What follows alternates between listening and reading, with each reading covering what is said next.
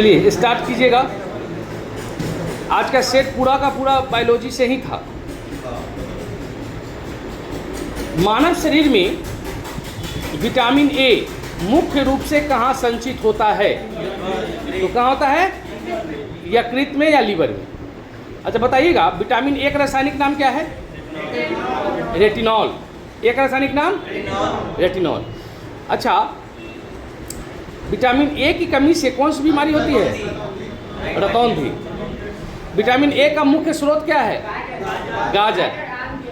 अच्छा, गाजर का जो रंग है वह किसके कारण होता है? कैरोटीन के कारण। चलिए अगला, कौन सा एंजाइम लार में पाया जाता है? लार का तो सलाइवा, टाइलिन।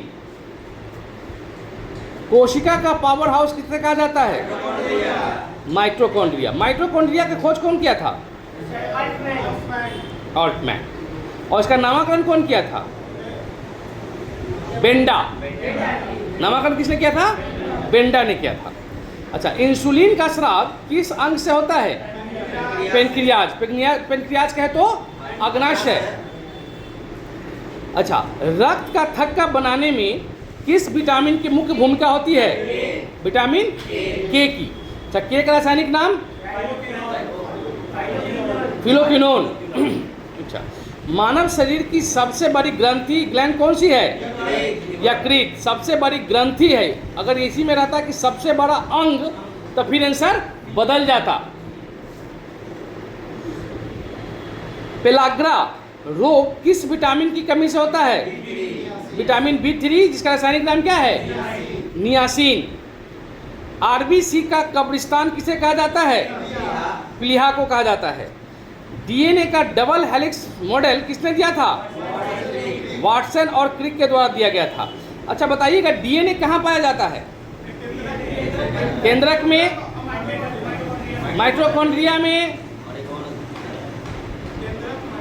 केंद्रक, माइटोकॉन्ड्रिया और क्लोरोप्लास्ट। अच्छा, मनुष्य के किस अंग में क्लोरोप्लास्ट पाया जाता है? हाँ, क्लोरोप्लास्ट तो प्लांट में पाया जाता है। यही बात हम जानना चाह रहे थे।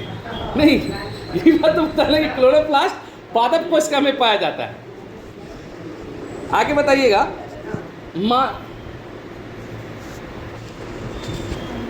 अच्छा, डीएनए का प्रयोगशाला में संश्लेषण किसने किया था? प्रयोगशाला में डीएनए का संश्लेषण किसने किया था? हरगोविंद खुराना। हरगोविंद खुराना। अब बलराम का नींद भाग रहा है धीरे धीरे।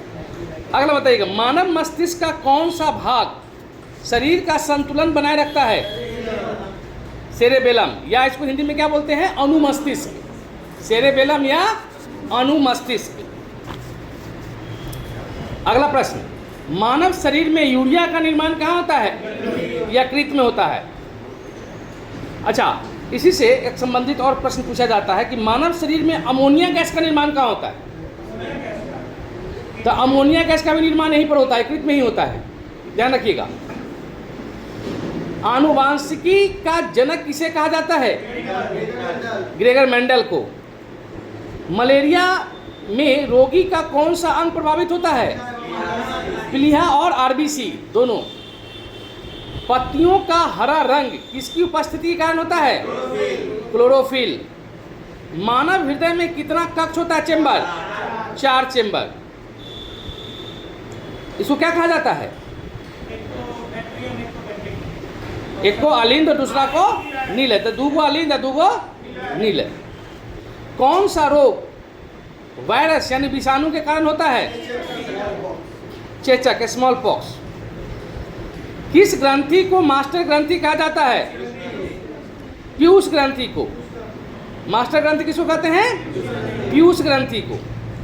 पौधों में फ्लोएम का मुख्य कार्य क्या है? भोजन का परिवहन करना। फ्लोएम मतलब एफ से फ्लोएम, एफ से फूड नहीं, आए हो गया जाइलम। तो जौ से जाइलम और जौ से जल।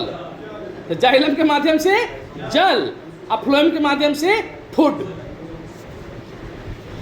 प्रोटीन का संश्लेषण कोशिका के किस अंग में होता है? राइबोसोम में।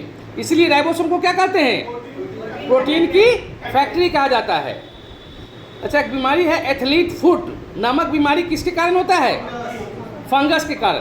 देखिए, ज़्यादा देर तक यदि आप जूता मोजा पहन के रहते हैं, पैर में ज़्यादा पसीना आता है और रोड पर आप पैदल चलते हैं या दौड़ते हैं, तो उस स्थिति में क्या है कि गंदगी जो है, धूलकण आपके जूता के अंदर जाता है और वह पसीना से जाकर चिपकता है और वहीं पर फंगी जो है वो जन्म लेगा, जिसकी वजह से यह बीमारी होती है, जिसको कहा जाता है एथलीट फुट। एथलीट फुट इसको इसलिए कहा जाता है कि यह ज़्यादातर बीमारी जो है एथलीट के खिलाड़ियों में पाया जाता है।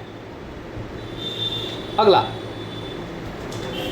हमारे शरीर में भूख, प्यास और तापमान को नियंत्रित करने वाला कौन सा केंद्रक है?